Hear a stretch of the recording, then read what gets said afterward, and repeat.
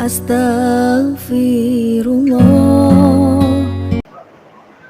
Alhamdulillah wassalatu wassalamu ala Rasulillah wa ala alihi wa sahbihi wa mawalah wa la hawla wa la quwata illa billahi wa ba'd. Kita lanjutkan kajian kita, masih membahas tafsir dari surah Al-Fajr, dan kita masuk pada ayat ke-17. A'udzubillahi minasyaitonir rajim. Bismillahirrahmanirrahim. Kalla bal la tukrimunal yatim wa la tahadduna ala ta'amil miskin wa ta'kuluna at-turatha aklan lamma wa tuhibbunal mala hubban jamma. Allah Subhanahu wa ta'ala berfirman, sekali-kali jangan seperti itu. Bahkan kalian tidak pernah memuliakan anak yatim, dan kalian tidak saling mengajak memberi makan fakir miskin, sedangkan kalian memakan harta warisan dengan cara mencampurkan yang halal dan yang haram. Kemudian kalian mencintai harta dengan kecintaan yang berlebihan.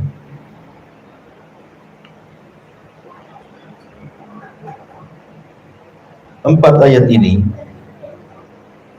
masih menyinggung tentang sifat orang-orang jahiliyah. Jadi orang-orang jahiliyah, mereka menganggap bahwa kemuliaan itu dilihat dari harta. Kalau mereka diberikan harta banyak, mereka mengira bahwa mereka sedang dicintai Allah. Kalau kemudian harta itu dihilangkan, mereka merasa mereka sedang dihinakan Allah. Sebab itulah mereka bakhil. Makanya ketika kita membahas surah Al-Ma'un dulu, salah satu penyebab kenapa para tokoh-tokoh Quraisy itu sulit masuk Islam, karena dalam hati mereka tidak ada rahmat, tidak ada kasihan. Dan itu diperlihatkan dan dipertontonkan oleh pembesar Quraisy kepada anak-anak yatim dan fuqara wal masakin. Ketika Abu Jahal, ada yang mengatakan Umayyah, dan ada juga yang mengatakan tokoh yang lainnya dari tokoh-tokoh Quraisy, sedang menyembelih seekor unta. Kemudian datang anak yatim tidak menggunakan pakaian dan meminta sedikit dari daging unta ini. Tapi kemudian malah diambilnya tongkat dan didorongnya anak yatim sampai terjatuh, kemudian menangis dan lari ketakutan. Sebab itu Allah turunkan, ara'aital ladzi yukadzibu biki fadzalikal ladzi yad'ul yatim wa la yahuddu ala ta'amil miskin. Tidakkah kau lihat para pendusta agama itu? Mereka adalah orang-orang yang menghardik anak-anak yatim dan tidak mengajak manusia untuk memberi makan fakir miskin. Kalau seandainya para pembesar itu memiliki sedikit rahmat saja, mau membantu para fuqara wal masakin, tentu cahaya hidayah akan masuk ke hati-hati mereka. Tapi ketika dihilangkan perasaan rahmat, berubahlah menjadi keras hati. dan ketika keras itulah sulit hidayah masuk. Itulah perangai orang-orang Arab, di mana mereka berbangga dengan harta yang kemudian dengan kebanggaan itu mengarah kepada kebakhilan.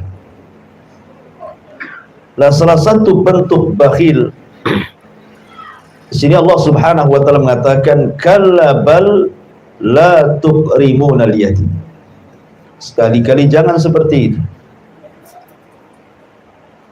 Bahkan kalian tidak pernah memuliakan anak yatim. Disebut yatim itu barang siapa yang meninggal ayahnya, bukan ibunya. Kalau bahasa kita, kalau meninggal ibu disebut piatu gitu. Tapi dalam Islam tidak ada, yang ada yatim saja. Yatim itu anak yang ditinggal mati oleh ayahnya. Kenapa? Karena biasanya kalau seandainya ayahnya masih hidup dan yang meninggal ibundanya, kemudian ayah ini menikah lagi dengan ibu yang lainnya, kebiasaannya biasanya menyayangi anaknya. Biasanya, walaupun ada juga ibu tiri yang menyiksa anak tirinya sampai keluar lagi.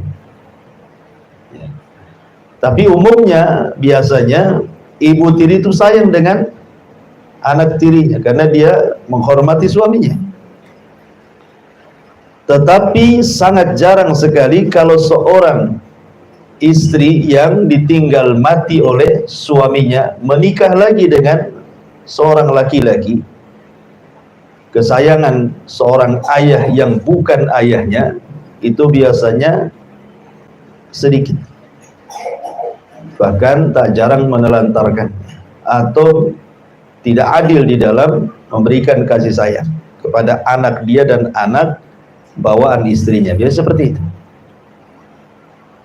Makanya kemudian dalam Islam orang yang mati ayahnya itu disebut yatim, karena tulang punggungnya sudah tidak ada lagi. Walaupun ada yang kemudian melebarkan definisi yatim itu, bukan hanya sekedar ditinggal mati ayahnya saja. Bahkan kalau seandainya kemudian ayahnya meninggalkan dia setelah menceraikan ibunya, kemudian pergi antah berantah dan tidak bertanggung jawab kepada anaknya dan juga kepada istrinya, pergi begitu saja, itu juga ada yang mengatakan berarti anak itu disebut yatim karena tidak ada tanggung jawab orang tuanya. Bahkan terkadang yang seperti ini, ayahnya masih hidup tetapi ditinggalkan setelah bercerai dengan istrinya.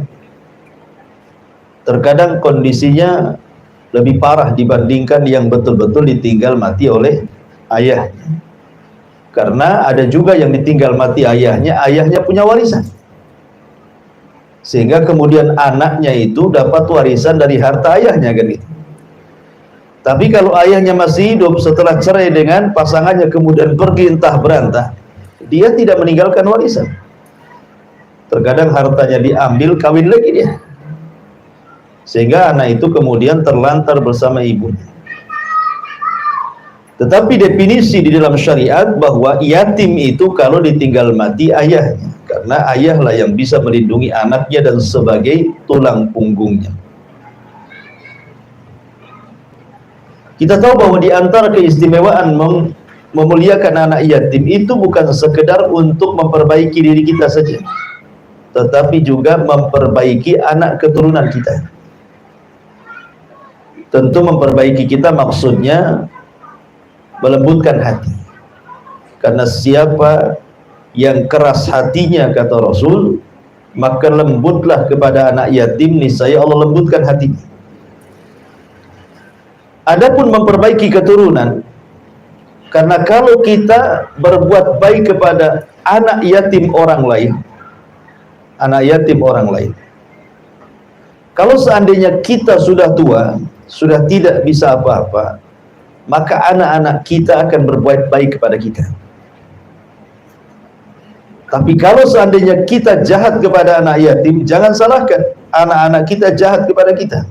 Kama tadinu tudan, kaidahnya.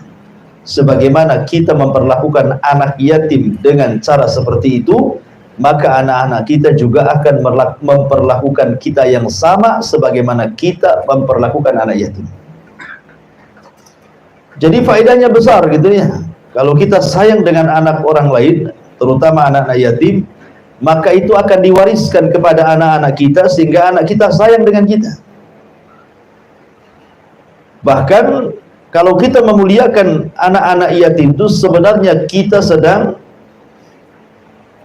membuat masyarakat yang penyayang. Sebab kalau seandainya anak-anak yatim itu tidak ditolong, dibiarkan begitu saja, kemudian mereka menjadi jahat, kemudian dendam kepada orang-orang kaya, maka masyarakat akan rusak. Tapi kalau seandainya kita tampung mereka, kemudian kita tarbiyah mereka sehingga mereka menjadi orang yang baik, maka boleh jadi setelah mereka dewasa, kemudian kaya, mereka pun akan berlaku hal yang sama. Sehingga masyarakat ini akan jadi baik. Tapi kalau membiarkan, sama saja kemudian menciptakan kegaduhan di masyarakat. Makanya kenapa kemudian derajat memuliakan anak yatim itu mulia, sampai-sampai Nabi SAW itu mengatakan, ana wa kafilul yatim fil jannati kahataini. Aku dan para pengkafil anak yatim di sorga itu seperti ini. Ya. Kemudian wa asyara bis sababah, ini sababah, wal wusta, ini wusta namanya. Kemudian wa farraja bainahuma. Kemudian Nabi SAW merapatkan seperti ini. Ya, artinya aku dan para pengkafil anak yatim seperti ini di sorga. Kemudian dirapatkan, saking dekatnya. Apa maknanya? Kenapa para pengkafil anak yatim itu didekatkan dengan Nabi di sorga? Apa alasannya? Disebutkan di dalam beberapa pensyarah hadis, di antaranya disebutkan dalam syarah Sunan Tirmidzi. Kenapa hikmahnya? Apa hikmahnya? Kenapa kemudian orang yang mengkafil anak yatim itu dekat dengan Rasul? Dijelaskan di sini, la'allal hikmah fi kauni kafilil yatim yushbihu fi duhulil jannah, menyerupai masuk ke dalam surga, kemudian fil jannah bil qurbi minan nabi, ketika masuk ke dalam surga didekatkan dari Nabi sallallahu alaihi wasallam. Likaunin Nabi sallallahu alaihi wasallam sya'nahu an yab'atha ila qaumin la ya'qiluna amra dinihim fayakunu kafilan lahum mualliman wa mursyidan. Karena Nabi sallallahu alaihi wasallam di antara tugasnya adalah saat diutus oleh Allah untuk menyampaikan risalah Allah kepada sebuah kaum, itu diutus kepada kaum yang tidak berakal, la ya'qiluna amra dinihim, tidak paham dengan perkara agama mereka. Maka dengan kemudian Nabi SAW mengajarkan agama dan mengarahkan manusia, menunjukkan Rasul mengkafil manusia dengan mengajarkan wahyu, mengarahkan kepada kebaikan. Hakikatnya Rasul sedang mengkafil umatnya. Lah begitu juga para pengkafil anak yatim. Anak yatim ini kan belum balik, artinya belum berakal, belum paham tentang agama, bahkan tidak paham juga tentang dunia. Jadi kalau seandainya kita ajarkan, bukan hanya kita berikan nafkah, kita ajarkan dia ilmu, kita arahkan dia kepada kebaikan, kita ajarkan adab-adab, maka seolah-olah posisi kita sama dengan posisi Nabi. Ya, kalau Nabi mengajarkan, mengarahkan umatnya dan mengkafil mereka, kalau pengkafil anak yatim menjaga anak yatim, mengajarkan dan mengarahkan juga. Jadi ada kemiripan di sini. Makanya karena ada kemiripan, maka para pengkafil anak yatim itu, kata Nabi, seperti ini di sorga dengan saya. Itu ada salah satu yang mencoba untuk menggali hikmahnya. Kenapa pengkafil anak yatim itu ada kedekatan? Bahkan ketika Nabi SAW membuka pintu sorga, kan manusia tidak bisa masuk sorga itu, karena di antara syafaat khusus Rasul itu, tidak ada yang bisa memasukkan manusia ke dalam sorga kecuali Nabi. Bahkan para Nabi sendiri tidak bisa masuk sorga, karena pintunya tidak bisa dibuka. Yang bisa membuka pintu sorga kan cuma Nabi. Karena Rasul yang mengatakan, ana awwal man aftatihu babal jannah. Sayalah orang yang pertama kali membuka pintu sorga. Tiba-tiba kemudian ketika Rasul hendak melangkah ke dalam sorga, ada seorang wanita yang hampir mendahului Nabi. Kemudian dicegah. Kemudian Nabi SAW bertanya, siapakah? Kenapa engkau hendak mendahului diriku masuk ke dalam sorga? Maka wanita ini mengatakan, saya adalah seorang yang mengkafil banyak anak yatim. Coba bayangkan sampai mau mendahului Rasul masuk surga tuh. Ya, ibu yang senantiasa mengkafil anak yatim. Menunjukkan bahwa keutamaan yang besar bagi para pengkafil anak yatim. Ma'asyiral muslimin yang dimuliakan Allah Subhanahu wa taala. Bahkan dalam sebuah hadis yang dikeluarkan Abu Ya'la dan juga At-Tabrani serta Imam Ahmad dengan sanad yang hasan, man dhamma yatiman bainal muslimin fi ta'amihi wa syarabihi hatta yastaghniya anhu wajabat lahul jannah. Barang siapa yang memasukkan anak yatim ke dalam makanannya, ke dalam minumannya, sampai anak yatim merasa cukup dengan diri kita kepada dia, maka orang ini sudah layak masuk surga. Nabi SAW adalah anak yatim, dan dia juga abul aitam, bapaknya anak yatim. Allah katakan, wa wajadaka yatiman fa'awa. Allah dapati engkau Muhammad dalam kondisi yatim dan Allah berikan penjagaan. Karena Nabi SAW pernah yatim, sehingga Nabi SAW melakukannya, menjadi pelakunya. Seperti dalam kisah ketika Nabi SAW menikahi salah satu istri beliau, namanya Ummu Salamah. Ummu Salamah itu ditinggal mati suaminya, dan dia punya anak-anak kecil.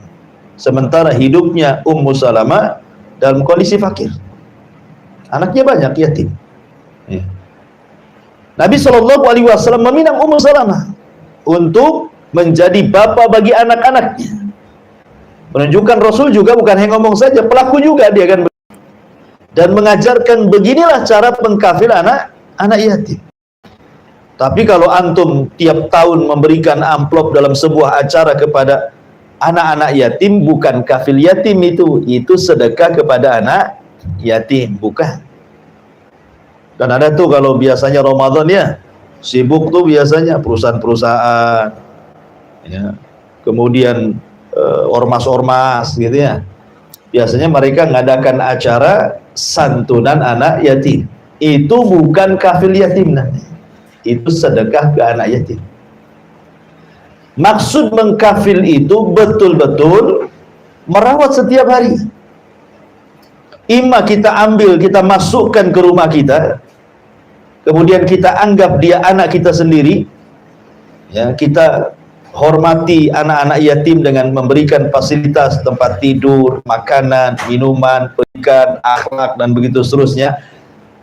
Atau mungkin kita tidak memasukkan anak itu ke rumah kita, tapi kita datang kepada anak yatim, kita katakan sama ibunya, ini anak ibu, selama belum balik, saya yang tanggung kehidupannya.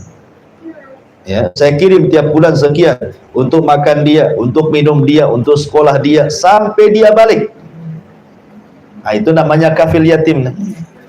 Itu yang akan dekat dengan Rasul, ya, mengkafil anak yatim. Atau antum menjadi bapak mereka, seperti yang dilakukan Nabi SAW. Yang jomblo, yang belum kawin gitu ya, kemudian cari janda. Kasihan kali itu, anaknya masih kecil-kecil kan itu. Jadi terdorong rasa kasihan menikahi dia karena melihat anak-anak yang masih kecil dan suaminya sudah meninggal. Datang ke janda itu, saya siap menjadi bapak bagi anak Anda dan suami yang baik bagi Anda.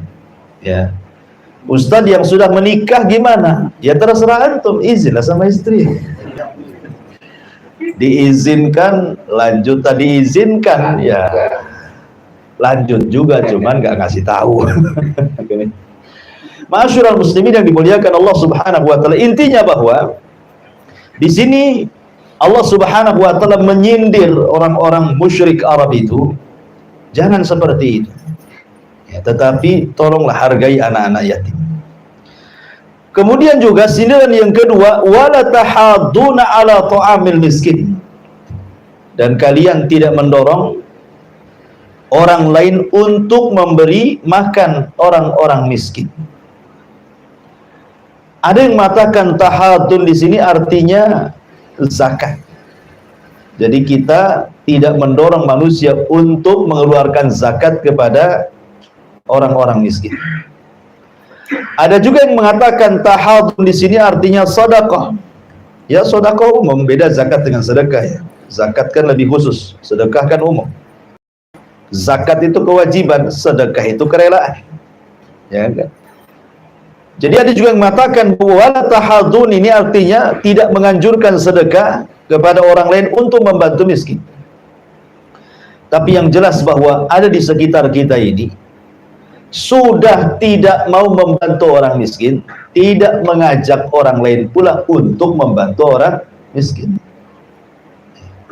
Dan ulama mengatakan mengajak manusia untuk membantu orang miskin jauh lebih afdal dibandingkan kita memberi makan orang miskin. Kenapa? Jadi kalau kita menganjurkan manusia, mengajak manusia banyak untuk menolong, umpamanya kita punya orang miskin nih, kemudian kita cari orang sebanyak-banyaknya untuk membantu dia, itu lebih afdal dibandingkan kita membantu dia. Tapi kalau bisa kemudian menggabungkan dua-duanya, lebih afdal lagi. Selain kita membantu dia, kita juga ajak orang untuk membantu dia, gitu maksudnya. Karena kalau kita hanya membantu dia, berapalah kemampuan kita membantu dia kan? Berapa kemampuan? Sekaya-kayanya orang pun ada bosannya membantu orang tuh. Ya.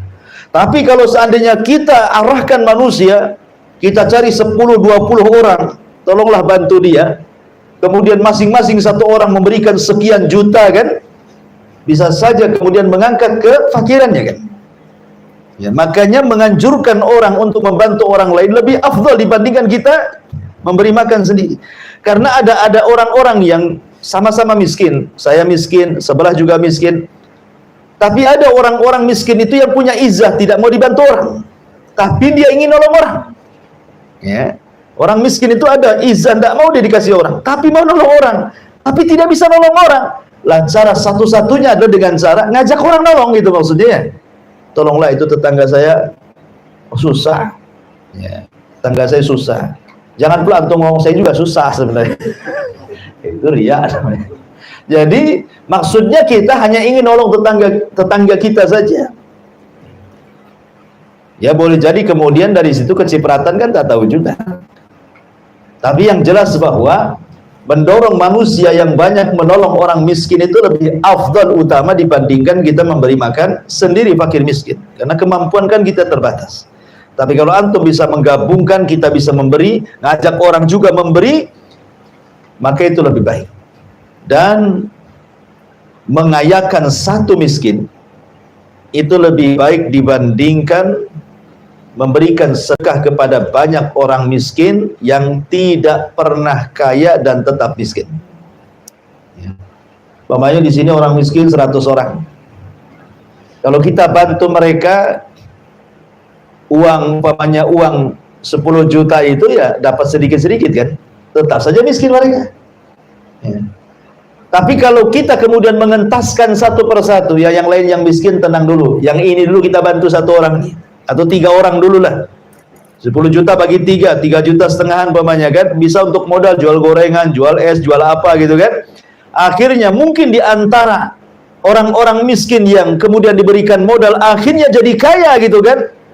Maka itulah mengentaskan kemiskinan banyak. Tapi kalau membantu banyak orang miskin dengan uang 10 juta, kemudian dapatnya 50 ribuan, dapat apa kan? Modal aja dah cukup kan? Ya, makanya mengentaskan 1-2 orang miskin lebih afdal dibandingkan membantu banyak orang miskin tapi tidak dientaskan dari kemiskinan. Makanya di sini Allah mengatakan wala tahudduna ala ta'amil miskin. Orang-orang Arab jahiliyah, orang-orang para pembesar Arab itu, mereka tidak mau menganjurkan manusia untuk membantu fakir miskin. Makanya di zaman dulu bagi mereka miskin itu sebuah kehinaan. Jadi mereka orang-orang jahiliyah memandang orang miskin itu orang hina, gitu ya. Dan memandang orang kaya itu orang mulia. Makanya kemudian mereka tidak mau dekat-dekat dengan orang-orang miskin. Bahkan ada para pembesar yang datang kepada Nabi SAW dan hendak masuk Islam itu mensyaratkan agar agama Rasul itu dipenuhi orang kaya dan orang-orang lemah itu dikeluarkan dari agamanya. Seperti Bilal, Obab, ya, Zunairah dan yang lainnya gitu ya. Disuruh dikeluarkan dari agama Rasul biar orang-orang musyrik kaya yang bergabung. Tapi Allah Subhanahu wa taala turunkan ayat, ya, jangan kau usir orang-orang yang lemah yang setiap pagi dan petang mereka senantiasa berzikir kepada Allah Subhanahu wa taala.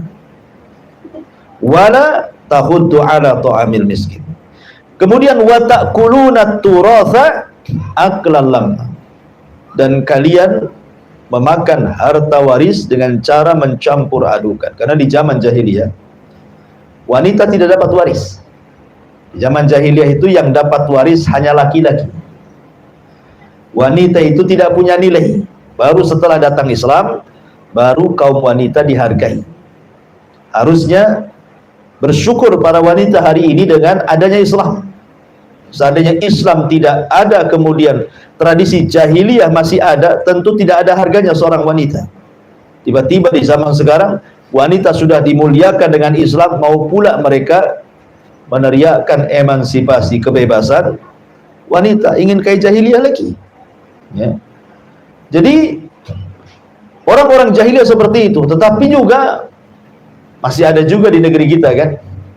Di negeri kita itu ada beberapa tempat itu yang aneh. Kadang-kadang laki-laki yang tak dapat, ya kan. Ada tuh di sebuah daerah itu semua harta waris untuk perempuan. Jadi kalau orang tuanya meninggal, laki-lakinya terusin dari rumah. Kasihan dia, ya. Harusnya dia dapat banyak, dia pula kemudian terusir dari rumah orang tuanya, nggak dapat apa-apa. Tapi juga ada di sebagian tempat yang juga berusaha yang laki-laki itu menguasai warisnya wanita, dan itu kebanyakan. Kebanyakan, apalagi kalau seandainya laki-laki ini yang paling tua dari keluarga. Oh, dia yang paling banyak dapatnya. Sudah bagiannya dapat, ngambil pula bagian adik-adiknya. Nah, itu tradisi jahiliyah itu. Karena tradisi jahiliyah itu mencampur adukan antara harta halal dengan harta haram dari harta waris. Yang harusnya dibagi secara syar'i, dia tidak membagi secara syar'i, artinya dia memakan hak orang lain kan. Itulah maksudnya memakan harta waris secara haram, karena tidak diberikan kepada yang punya haknya, sehingga dia memakan dengan cara haram, ya. Hakikatnya mencuri harta orang, dimakan dia, dan dia tidak tahu, boleh jadi yang dicuri itu hartanya orang miskin kan. Mungkin dia tahu kan kondisi saudara dia kan, satu kandung, bagaimana ekonominya, boleh jadi dia punya anak yatim, dan begitu seterusnya kan. Makanya di sini Allah singgung wa ta'kuluna turatha aklan lam. Dan bahwa harta waris itu biasanya tidak berkah, karena didapat dengan cara mudah, maka hilangnya pun dengan cara mudah biasanya harta waris. Ada orang yang dapat tanah seluas-luasnya dari orang tua, ya, karena bukan hasil jerih payah dia, ya enteng saja.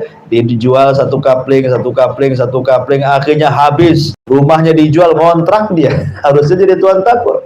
Belakangan dia pula yang ngontrak. Kenapa? Karena kita tidak tahu juga ya. Kita kan hanya melihat dohir, warisan orang tua ya dohirnya saja halal. Tapi kan terkadang kita tahu orang tua itu kerjanya apa, mendapatkan tanah itu dari mana duitnya kan. Harta halal ke harta haram, terkadang sebagian anak itu tahu bahwa harta itu sebenarnya tidak beres. Mungkin orang tuanya dulu dapat judi togel, ya kan, dapatlah dia miliaran, orang tua beli apartemen, beli ini, beli itu kan, akhirnya meninggal. Anaknya tahu sebenarnya ini hasil itu, sudah tahu itu hasil haram, kemudian rebutan pula dengan saudaranya untuk mengambil yang haram tadi kan, gitu ya. Nah, jadi tidak berkah jadinya. Ya, kebanyakan begitu. Kebanyakan orang yang memperebutkan waris itu sebenarnya itu memperebutkan harta yang tidak berkah sebenarnya. Makanya banyak bunuh-bunuhan gara-gara waris. Ya kan? Banyak bunuh-bunuhan. Kecuali kalau kita tahu orang tua kita ini orang baik, mencari harta juga dengan cara halal gitu ya. Kita paham lah ini harta halal semua. Saya tahu orang tua saya kerja apa. Ya tentu insya Allah harta itu berkah. Yang tidak berkah itu kalau seandainya rebutan hartanya itu, akhirnya yang satu memakan harta yang lainnya. Itulah yang Allah katakan wa ta'kuluna turatha aqlan. Lah, tiga perkara ini tentu ada penyebabnya. Kenapa orang tidak mau menolong anak-anak yatim, memuliakan anak-anak yatim padahal besar pahalanya? Kenapa orang tidak mau mendorong orang-orang untuk membantu para fakir miskin? Kenapa pula kemudian orang berani kemudian mengambil hak orang lain dalam warisan? Sebabnya ayat terakhir ini, wa tuhibbunal mala hubban jamma, karena kalian terlampau mencintai harta berlebihan. Gitu ya. Kalau orang sudah mencintai harta berlebihan, harta itu sirru tughyan, rahasia bejatnya manusia. Harta itu rahasia bejatnya manusia, sehingga dengan harta itulah hawa nafsu mendorongnya sehingga tidak mau menghargai anak yatim, tidak mau menolong fakir miskin, bahkan rela mengambil harta orang lain. Kekayaan itu adalah sirru tughyan. Saya akan contohkan. Nabi SAW mengisahkan kisah tentang 3 orang Bani Israel. Kisah ini terdapat dalam kitab Riyadhus Shalihin. Ma'ruf kisahnya. Jadi ada 3 orang yang Allah Subhanahu wa taala berikan ujian. Yang satu Allah berikan ujian berupa kepalanya penuh dengan penyakit dan tidak tumbuh rambut, sehingga orang jijik melihat bahkan tidak mau mendekatinya. Sudah miskin, diuji seperti itu, makin merana, gitu ya. Kemudian yang kedua, orang kedua ini diuji semua badannya, kulitnya penuh dengan penyakit, penuh dengan borok pun macam-macam lah. Orang pun menjauhi. Sudah miskin diberikan penyakit seperti itu. Dan orang ketiga orang buta. Akhirnya Allah Subhanahu wa taala hendak menguji mereka. Ingat bahwa ujian itu juga bukan berlaku kepada kemiskinan saja. Kaya pun ujian dari Allah, ya kan? Wa nabluukum bisyarri wal khairi fitnah. Kami akan uji dengan kebaikan dan dengan keburukan sebagai fitnah bagi manusia.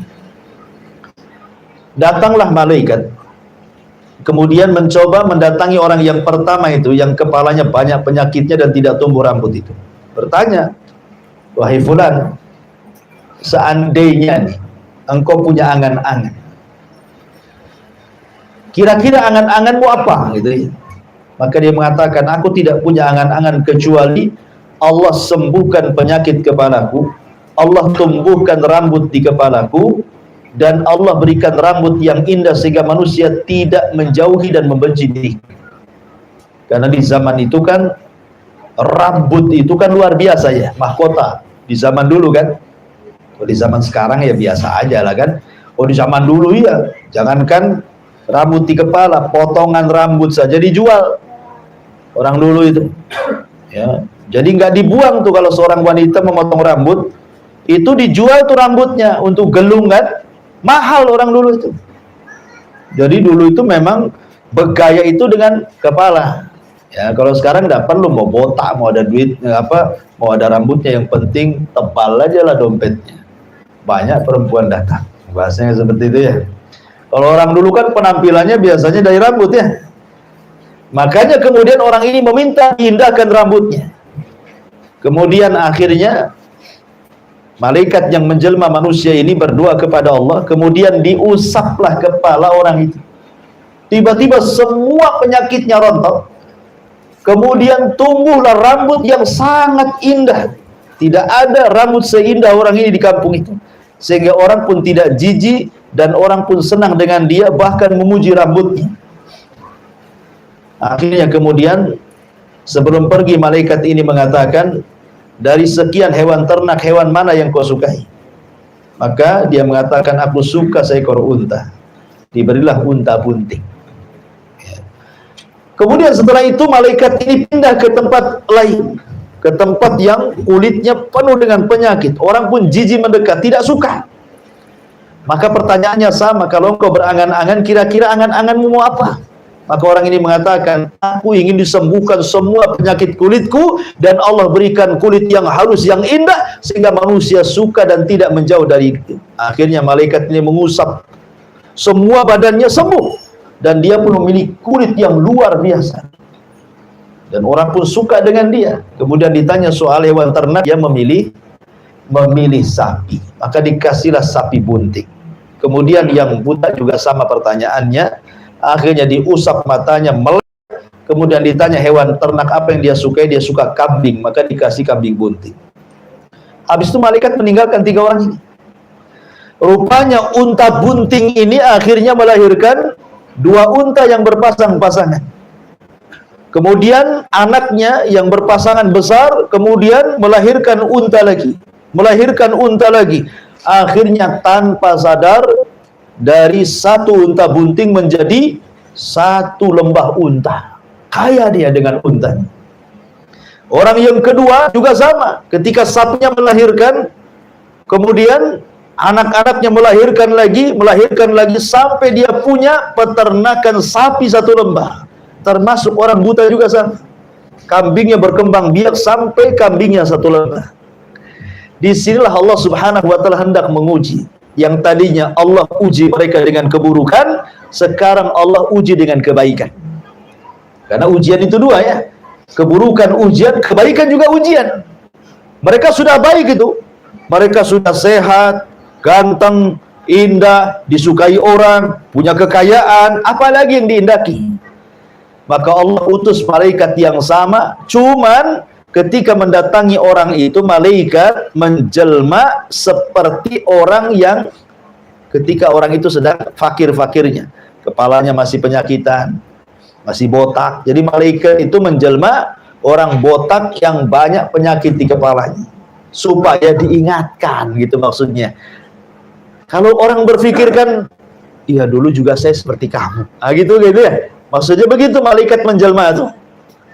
Tapi rupanya orang ini kufur nikmat. Didatangi malaikat untuk diingatkan nikmat dia yang dulu lupa dia. Seolah-olah tidak pernah kepalanya disembuhkan oleh Allah Azza wa Jalla. Ketika kemudian malaikat ini mengatakan, "Seena orang miskin, orang fakir, butuh makan, bisa enggak kau kasih 1 ekor unta saja?" Kemudian dia mengatakan, "Enak saja, ini unta warisan dari orang tuaku." Kufur nikmat dia, tidak menasabkan kepada Allah. Ini dibilang warisan katanya. Ya. Dia kufur nikmat. Akhirnya kemudian malaikat ini mengatakan, "Tahukah kamu siapa saya? Sesungguhnya saya malaikat yang dulu pernah turun kepadamu. Karena engkau kufur nikmat, maka kau akan dicabut oleh Allah nikmat." Akhirnya selang beberapa waktu, kemudian untanya mati semua, dan dia pun penyakitnya dibalikkan lagi, sehingga orang-orang benci lagi kepada dia. Kufur nikmat, ya kan? Lah orang yang kedua juga sama seperti itu, menasabkan nikmat bukan kepada Allah, dan tidak pernah dia merasa disembuhkan Allah. Kufur-kufurnya nikmat. Akhirnya Allah kembalikan lagi penyakitnya, Allah semua matikan sapinya. Miskin lagi, kulitnya penuh dengan borok lagi, orang tidak suka mendekati dia. Hanya orang yang ketiga, orang buta itu. Orang buta ini bersyukur. Ketika malaikat ini datang pura-pura jadi orang buta, maka orang buta ini terkenang dulu waktu dia buta. Sehingga ketika malaikat ini mengatakan, "Bisakah kau mintakan satu kambingmu saja untuk diriku. Kata orang buta yang sudah sembuh, jangankan satu kambing, satu lembah kambing saya kasihkan kamu. Dengan penglihatanku saya bersyukur dibandingkan satu lembah kambing itu. Maka malaikatnya mengatakan, tidak, sungguhnya saya malaikat, saya diutus Allah untuk mengujimu dan kau telah lulus ujian. Akhirnya dia tetap melihat dan kambingnya semakin banyak. Begitulah la in syakartum la azidannakum wa la in kafartum inna adzabi lasyadid. Kalau engkau kufur maka telah siap-siap azab Allah yang pedih, tapi kalau engkau syukur la azidannakum, kami akan tambah nikmat kalian. Kembali bahwa wa tuhibbunal mala wa tuhibbunal mala. Di sini ada kalimat al-mal. Dalam bahasa Arab harta ini disebut malun. Dalam bahasa Arab harta itu disebut malun. Malun itu diambil dari fiil mala yamilu mail. Artinya kecondongan. Kenapa harta disebut mal? Karena jiwa itu condong untuk memilikinya. Dan jiwa itu condong kepada para pemilik harta.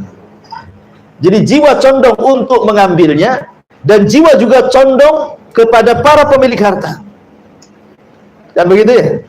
Kalau antum melihat tetangga, rumahnya bagus, cantik, kemudian punya mobil cantik gitu ya, kebunnya banyak, kos-kosannya banyak, terkadang kita berangan-angan kapan saya seperti dia, seolah-olah ingin memilikinya. Ya, karena harta itu disebut mal. Ya. Ataupun condong kepada para pemilik harta. Apabila para pemilik harta sudah ngomong, pendapatnya paling didengar. Ya kan? Kalau orang yang punya pemilik harta sudah bicara, paling didengar dia. Pemanya di masjid mengadakan rapat antara Pak Imam, kepala yayasan, dan para penyumbang. Dibuka rapat hari ini. Kemudian kata Pak Imam, sebaiknya begini. Kenapa begitu? Karena ada dalilnya, Quran, Sunnah, bla bla bla bla. Gitu. Dibantah sama muhsinin. Oh, enggak bisa. Kalau nggak ikut saya, berhenti saya sumbangan. Akhirnya apa? Akhirnya Pak Imamnya dipecat. La ilaha illallah. Coba. Pak Imam yang dipecat. Alasannya apa? Imam kan bisa dicari. Tapi yang nyumbang susah nyari. Kan gitu ya. Biasanya alasannya seperti itu. Karena memang harta itu disebut harta mal. Orang cenderung gitu ya. Ya, mal itu, makanya kenapa Imam Syafi'i rahimahullah ta'ala mengatakan, ra'aitun nas qad malu ala man indahu malun wa ma la indahu malun fan nasu anhu qad malu. Kata Imam Syafi'i rahimahullah ta'ala, ra'aitun nas qad malu, aku melihat manusia sungguh malu, ya, malu, mereka sangat ingin mendekati pemilik harta, condong kepada para pemilik harta itu.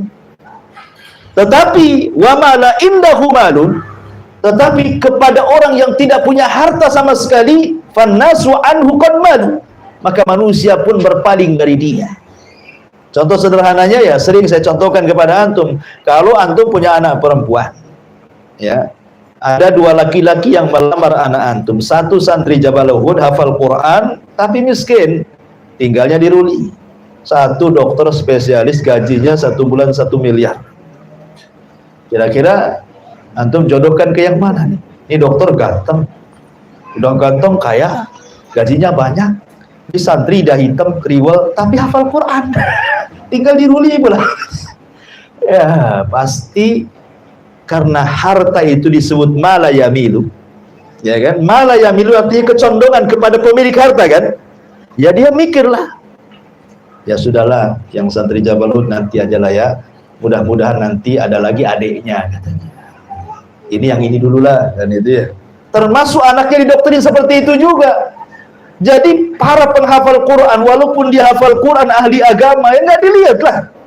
Ya, karena harta itu dari mala yamilu tadi. Ya, kecenderungan orang itu tidak mau kepada yang tidak punya harta. Selain yamilu ala nafsihi, juga yamilu ala ghairi, gitu ya. Selain dia ingin memiliki untuk diri sendiri, dia pun memandang kepada para pemilik harta orang lain. Seperti itulah disebut mal.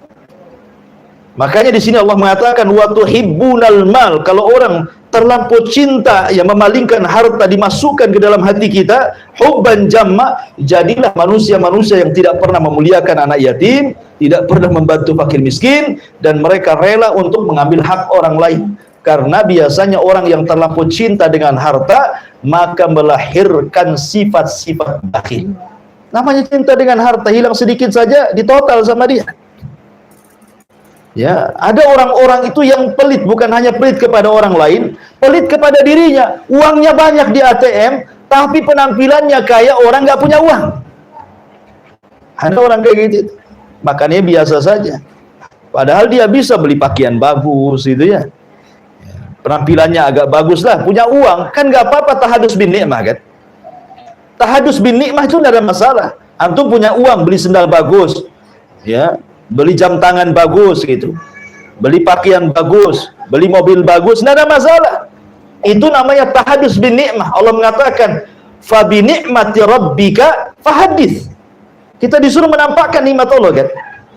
Jadi tidak ada masalah. Yang tidak boleh itu kalau tujuan kita membeli sandal, membeli baju, membeli tas, membeli jam, membeli handphone dalam rangka merendahkan orang lain, itulah letak kibernya di situ, sombongnya.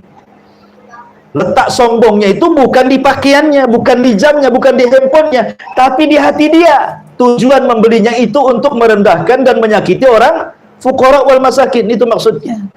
Tapi kalau hanya untuk dia, ini uang saya mau beli ini, terserah saya lah, saya nggak ada maksud yang lain kok. Bahkan kalau seandainya dia beli mobil bagus kemudian untuk menolong orang, kan lebih baik lagi gitu ya. Tapi tidak juga orang seperti itu, sudah bakhil kepada orang lain, bakhil kepada dirinya, hartanya ditumpuk-tumpukan di ATM, akhirnya tidak sadar datang kematian. Lah untuk apa harta di ATM itu jadinya? Masa disimpan sampai dia mati saja kan? Nggak ada gunanya jadinya. Karena sesungguhnya harta itu kembali ke pemilik harta, ikhwan, di akhirat itu. Makanya ada istilah man asha ala syai'in mata ala syai'in, wa man mata ala syai'in bu'itsa ala syai'in, katanya. Ada istilah seperti itu. Siapa yang hidup kemudian melakukan kebiasaan tertentu, maka mati pun dia akan sama dengan kebiasaannya. Kalau mati sama dengan kebiasaannya, dibangkitkan pun sama seperti kebiasaannya. Kalau seandainya dia hidup bakhil gitu kan, tidak mau membantu fakir miskin, maka saat matinya juga sama seperti itu. Dibangkitkannya pun sama seperti itu. Bahkan jadi beban harta itu, karena pertanyaannya dua, masalahnya harta itu kan.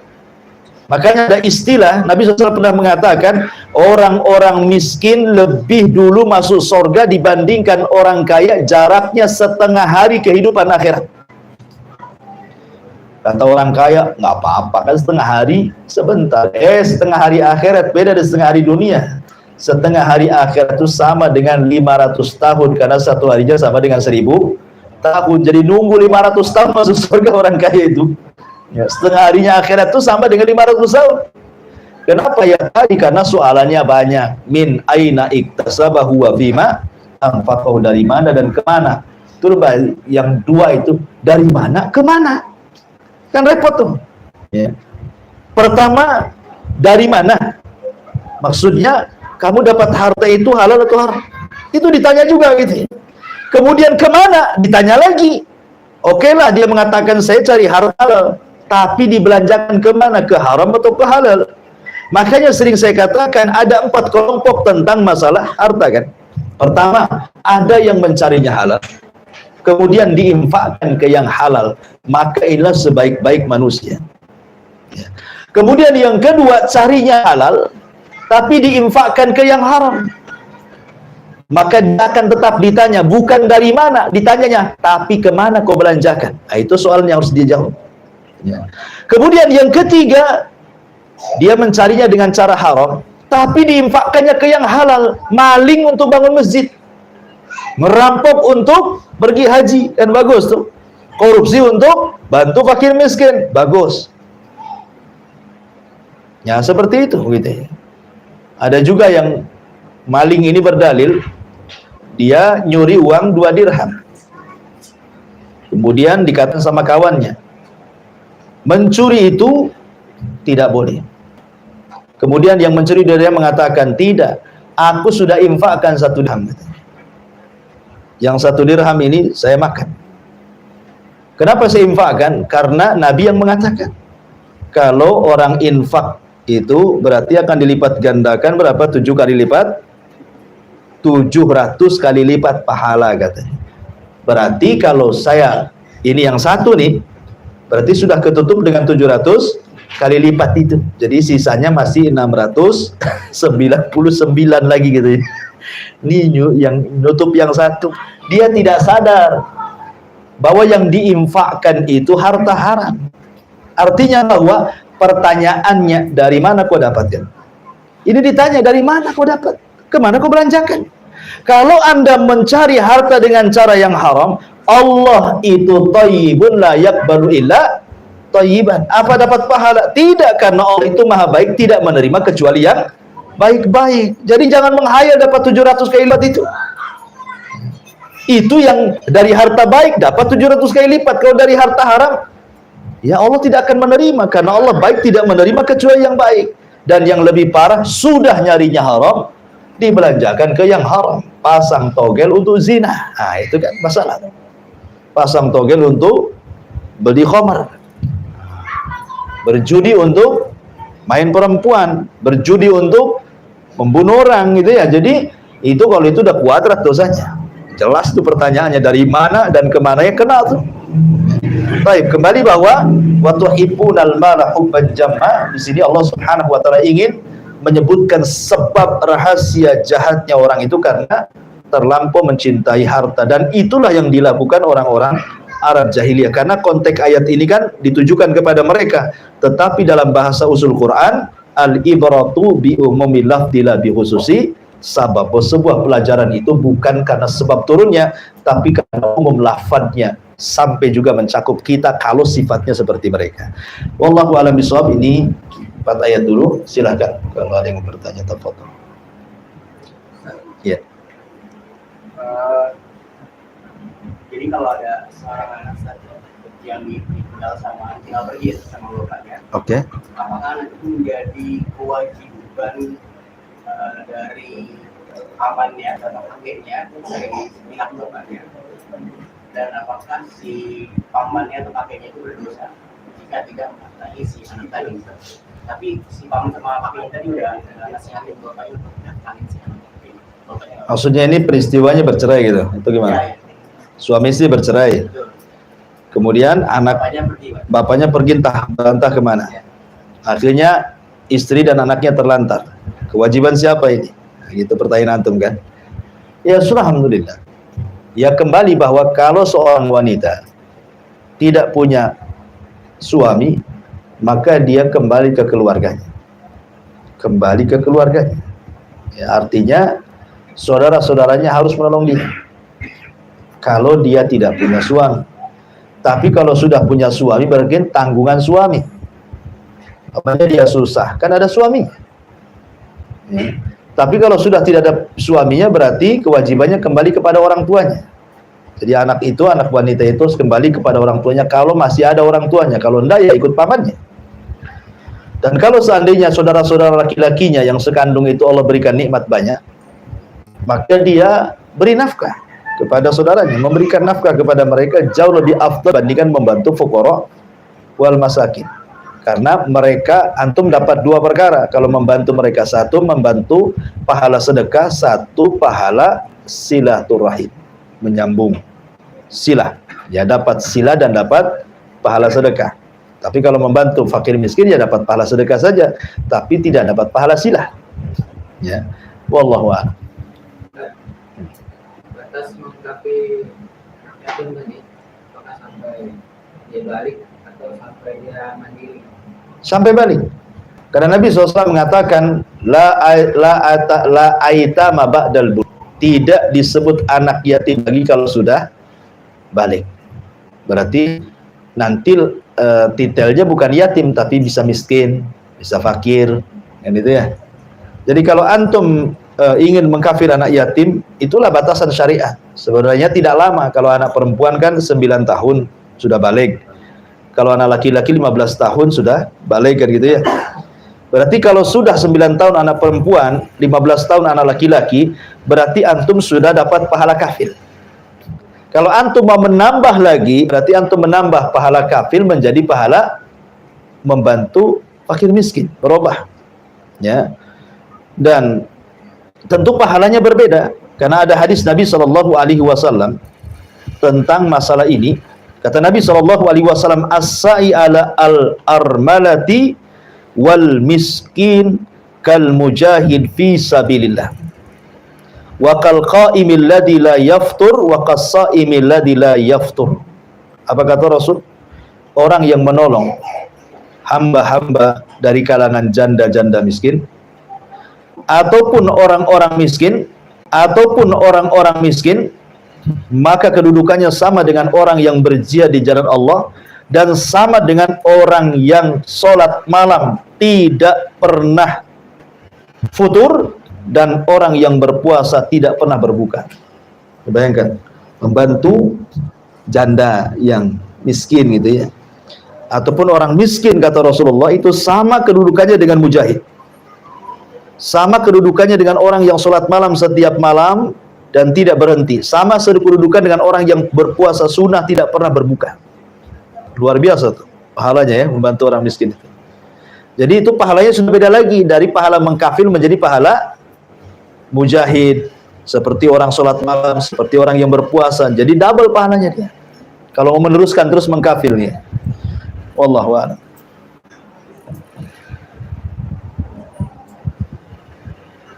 Iya, Bang. Yang tadi mengataskan kemiskinan atau orang itu lebih afdal daripada kita masih mengatakan orang miskin tapi kita terus gitu. Oke. Nah itu mengentaskan itu sama kayak diri sendiri atau batasannya seperti Ya alhamdulillah, yang mengentaskan pakaian miskin. Maksudnya kalau kita, contoh mamanya zakat. Kalau dulu ada istilah di masjid-masjid itu, zakat fitrah sampai numpuk segulung pakai beras. Alasannya kenapa kami pakai uang? Karena kalau pakai beras Ustaz, ini tidak cukup bagi-bagi orang miskin. Berasnya masih banyak, waktunya sudah habis katanya. Iyalah kalau setiap fakir miskin dikasih 3 kilo. Coba setiap saat umpamanya di sini ada 10 fakir miskin, satu orang kasih 1 kintal. Atau 1 ton satu orang. Kan lama dia miskinnya. Ya kan? Artinya dia nggak minta-minta lagi dengan beras itu kan. Ya kan makan aja nggak akan minta-minta lagi. Jadi jangan berpikir gimana kasih. Umpamanya oke lah untuk zakat fitrah tahun ini kita lihat yang paling orang 10 di sini. Mungkin kayaknya yang satu ini 3 kilo, ini 1 ton umpamanya kan. Biar yang ini dikayakan dulu. Mungkin dengan 1 ton jadi juragan beras kan. Dijual lagi berasnya, jadilah juragan beras dia. Kaya nanti tahun depan besok lagi. Karena kalau seandainya kemudian kita bagi rata dan orang miskin tetap miskin, sampai kapan nih orang miskin nih lahiran miskin lagi anaknya, nanti lahiran lagi miskin lagi cucunya, makin berkembang itu ya. Ya. Tapi kalau dientaskan satu, ya anaknya jadi kaya nanti, sekolahkan tinggi-tinggi. Nah, jadi ya ini kan bahasanya kan istiadat para ulama seperti itu. Bagaimanapun mengentaskan orang miskin itu 1-2 lebih afdol dibandingkan sama sekali tidak mengentaskan satu miskin pun walaupun menolong. Itu maksudnya. Wallahu a'lam. Baik, saya kira cukup. Subhanakallah bihamdika asyhadu an la ilaha illa anta astaghfiruka wa atubu ilaik. Allahu ta'ala. Assalamualaikum warahmatullahi wabarakatuh.